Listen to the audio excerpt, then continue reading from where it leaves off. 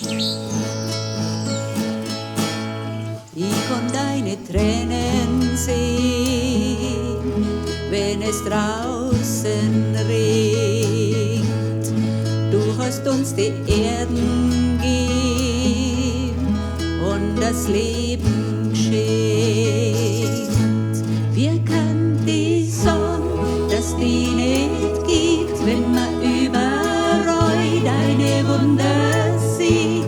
Die Sonne, der Mond, das Sternenzelt, das weite Meer, ein fruchtbares Feld.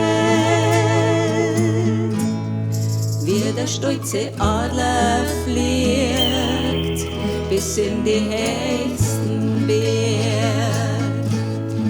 Jedes Blume, jedes Gras, alles ist Gottes Werk.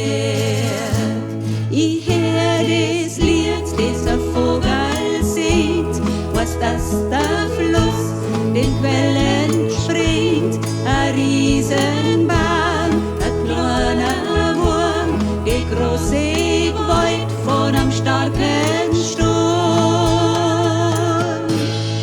Wenn im Frühling jedes Jahr Natur erneut erwacht, als grün aus dürren Zweigen treibt, ein Kind, das herzhaft lacht. Wir kann die Sonne, dass die nicht gibt, wenn man überall deine Wunder sieht. Die Sonne, der Mond, die Sternenzelt, das weite Meer, ein fruchtbares Feld. Hier das Lied, das der Vogel singt, was das der Fluss in Quellen springt. Ein Riesenbaum, ein kleiner Wurm, die große Gewalt von einem starken Sturm. Ich preis die Gott und jeder Ton, gilt Geist und Vater und dem Sohn, bringst Licht in unsere Dunkelheit, schon immer und in Ewigkeit.